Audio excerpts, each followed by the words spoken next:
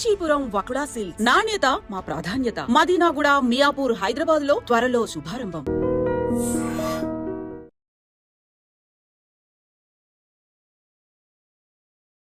Hi guys, welcome to I dream. నేను మీ Chanakya. Guys, రాజా రాణితో అడుగు పెట్టిన తర్వాత మరి మంచి మంచి మూవీస్ అనేది కూడా తీసుకుంటూ మరి ముందుకెళుతూ ఇప్పుడైతే దిల్ రూబాగా మన ముందుకు వచ్చేస్తూ ఉన్నాడు కిరణ్ అబ్బవరం గారు. మరి అయితే లేట్ చేయకుండా ఈ మూవీ విశేషాలతో పాటు ఇంకా బోల్డ్ అనే విషయాలు కూడా అడిగి తెలుసుకున్నాం. హాయ్ కిరణ్ అన్న. Hi bro. ఎట్లున్నారు? సూపర్. మీరు? నేను చాలా బాగున్నా. ఎంతగో మన రాయలసీమ కుర్రోడు ఇక్కడి నుంచి స్టార్ట్ అయ్యి ఈరోజు మంచి మంచి మూవీస్ తీసుకుంటూ అది కూడా డబల్ డిజిట్ మూవీకి రీచ్ అవ్వడం అనేది నాట్ ఎ నార్మల్ విషయం. ఎలా ఫీల్ అవుతాం? Very happy bro. వచ్చాం, ఏదో ప్రయత్నిద్దామని చేస్తున్నాం. మీరందరూ ఇంతగా ప్రేమించడం వల్ల వెరీ వెరీ హ్యాపీ. ఈరోజు ఇక్కడ దాకా వచ్చాం, మరిన్ని మంచి సినిమాలు చేస్తాం. ఏ ముహూర్తాన నేను మీకు బాగా కావాల్సిన వాడు ఏమైనా అన్నావో లేదో తెలుగు ప్రేక్షకులందరూ మిమ్మల్ని ఓన్ చేసుకుంటూ ఉన్నారు.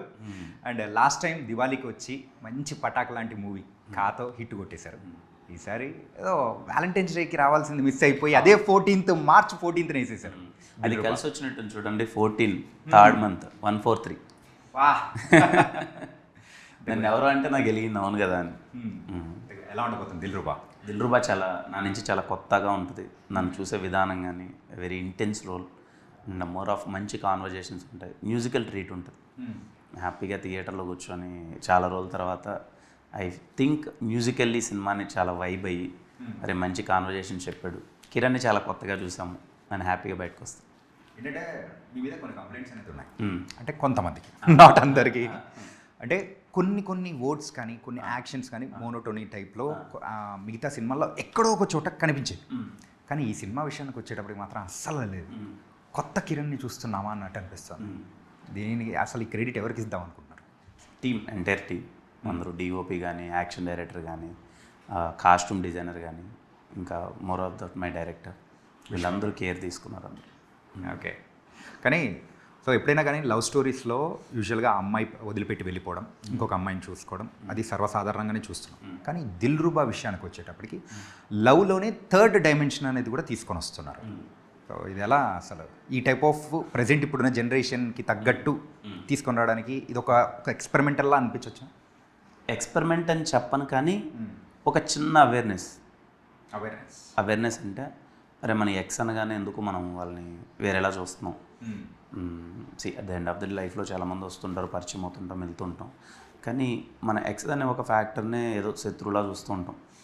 అది నా వచ్చిన జీవితాన్ని నాశనం చేసిందిరా, అలా అయిపోయిందిరా, ఇది ఇదని. ఓకే, టైం అయిపోయిన తర్వాత కొన్ని రోజుల తర్వాత వాళ్ళని ఎందుకు మన శత్రువులా చూడడం?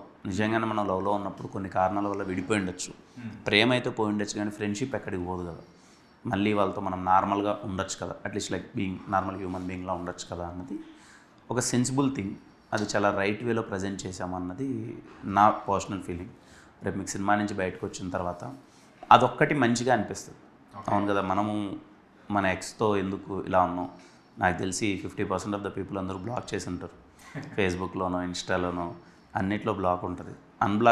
కొంతమందిని అన్బ్లాక్ చేసి like being just like a normal person అని అవుతారని అనుకుంటాను. అంటే ఆ ప్రాస్పెక్టివ్ చేంజ్ అవుతుందంటారా? చేంజ్ అవుతుంది అంటే అట్లీస్ట్ ఆ మినిట్కి ఒక వైబ్ ఉంటుంది కదా. ఇప్పుడు కొన్ని సినిమాల నుంచి చూసి బయటకు వచ్చినప్పుడు ఆ ఎమోషన్ కొన్ని రోజులు మనతో ట్రావెల్ అవుతుంది కదా. అది అనిపించి ఏమైనా మాట్లాడతారేమో చూద్దాం. మాట్లాడి మంచిగా ఉంటే విల్ బీ వెరీ హ్యాపీ. దాన్ని కూడా మళ్ళీ వేరేలా వెళ్తే ఇంకేం చేయాలి. ఓకే, సరే. మరి యూజువల్గా ఎక్స్కి సంబంధించి ఆ టైప్ ఆఫ్ స్టోరీ అనేది కూడా తీసుకొని వస్తున్నప్పుడు అందరూ మిమ్మల్ని సర్వసాధారణంగా అడిగేది మీ ఎక్స్ ఎవరు ఏంటి అనేది. సో దానికి మీ ఆన్సర్ ఏమంటారు? ఉంటారు కదా, పేర్లు చెప్పలేం కదా, ఉంటారు. సో అలా మీరు ఆ ఫ్రెండ్షిప్ అనేది, సో అలా అంటే ఈ మూవీ చేసేటప్పుడైనా కానీ అలా మెసేజ్ పెట్టడం కానీ అలా ఏమైనా జరిగిందా? నేనైతే మెసేజ్ ఏం పెట్టలేదు, కానీ బట్ ఒకటి ఉంటుంది కదా, ఒక మంచి పాజిటివ్ ఫీలింగ్ ఉంటుంది కదా. I feel that. ఓకే. ఇంకోటి ఏంటంటే ఈ మూవీలో ఎక్కువగా యాక్షన్ పార్ట్స్ అనేది కూడా మనకు బాగా కనిపిస్తూ ఉంది. ఏంటి యాక్షన్ ఎక్కువ ఓవర్ డోస్ అవుతుందని అనుకుంటున్నారా, లేకపోతే దానికి తగ్గట్టు మరి డిఫరెంట్గా చూపించబోతున్నారా? 100% దానికి తగ్గట్టు ఉంటుంది. ఎక్కడ 1% కూడా అవే వెళ్ళదు. దానికి స్టిక్ అనే ఓకే, ఏదైతే మేము చెప్పాలనుకుంటున్నామో దానికి స్టిక్ అనేం. ఇక్కడ నీడెడ్ ఉందిరా అన్న చోటే ఫైట్ ఉంటుంది, కానీ అన్వాంటెడ్ ఉండదు. దీంతోపాటు ఫైట్స్తో పాటు సాంగ్స్ రెండు మిక్స్ చేసి మరీ ఒక రెండు వదులుతున్నారు. ఏంటి దాని సంగతి ఏంటి అసలు? ఒకటంటే ఓకే కానీ బట్ రెండు వదులుతున్నారు. దానికి అంటే యాక్షన్ సీక్వెన్స్ అనగానే ఇంకా బ్యాక్గ్రౌండ్ స్కోర్ అది వెళ్తూ ఉంటుంది. కొన్ని చోట్ల సాంగ్స్ కూడా వచ్చాయి యాక్షన్ సీక్వెన్స్కి. ఫర్ ద ఫస్ట్ టైం మేము ఏమనుకున్నామంటే ఒక 6 to 7 minutes యాక్షన్ సీక్వెన్స్ ఉంటుంది, దానికి అసలు లిరికల్ లేకుండా ఒక హమ్మింగ్ వెళ్దాం.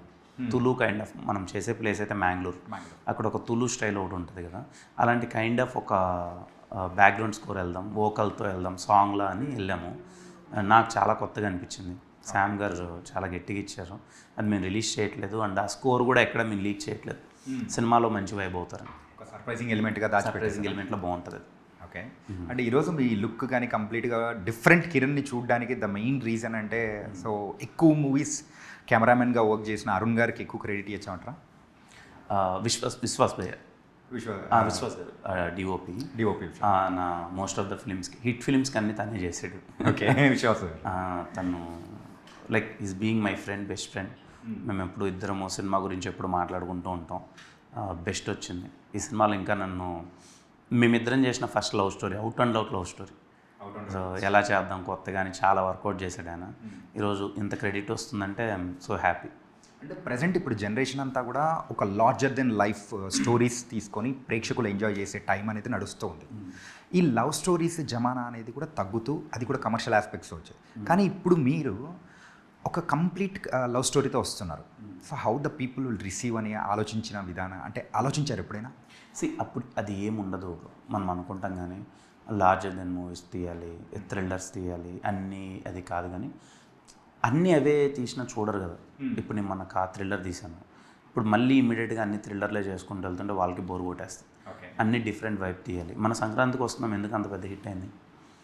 మనం అనుకుంటాం అంతే, ఇక్కడ ఇది కొత్త ప్రయత్నాలు చేసేయాలి, బియాండ్ వెళ్ళిపోవాలి, మనం ఇదేదో చూపించేసుకోవాలి ఇక్కడ అని. కానీ the end of the day ఆ కథకి మనం జడ్జ్మెంట్ కరెక్ట్గా ఇచ్చామా, అంటే మనం వర్క్ చేసే విధానమో లేకపోతే technicalities, presentation of the film ప్రాపర్గా వెళ్ళిందా, జనాల వరకు రీచ్ అయిందా, వాళ్ళు దే విల్ ఫీల్ హ్యాపీ. ఎప్పుడు మా ఎంటర్టైనర్స్ ఎప్పుడు ఫెయిల్ అవ్వదు. ఎంటర్టైన్మెంట్ దాంట్లో వర్కౌట్ అవ్వాలంతే. ఇప్పుడున్న జనరేషన్కి ఇప్పుడున్న దానికి అది వర్కౌట్ అయిందంటే అది పెద్ద హిట్. సో మీ దగ్గర నుంచి మేము కంప్లీట్ ఫ్యామిలీ ఎంటర్టైనర్ లైక్ సంక్రాంతికి వస్తున్నాం అలాంటిది మేము ఎక్స్పెక్ట్ చేయొచ్చా? తప్పకుండా, నాకు బాగా ఇష్టమైన జోనర్ అది, నేను చేస్తాను. నెక్స్ట్ కే ర్యాంప్ అయితే out and out entertainer. K ramp next K ramp అది football background something out and out entertain, మీకు నవ్వించడమే పనిగా పెట్టుకొని ఫస్ట్ నుంచి లాస్ట్ దాకా నన్ను. ఇప్పుడు ఎస్ఆర్ ఇంట్రడక్షన్లో ఎలా అయితే నేను ఒక 5 minutes ఉంటాను, సినిమా మొత్తం అలాగే ఉంటుంది. అదైతే సాంగ్ పెట్టి ఇస్తూ ఉంటే ఆ ఇంట్రడక్షన్ ఇప్పటికీ ఐకానిక్ టైప్లో మాకు ఉంటుంది అనమాట. అలానే ఉంటుంది కే ర్యాంప్ మొత్తం అలాగే ఉంటుంది. అందుకే టైటిల్గా ర్యాంప్ అని పెట్టాను. ర్యాంప్ అని పెట్టేసారు. ఓకే.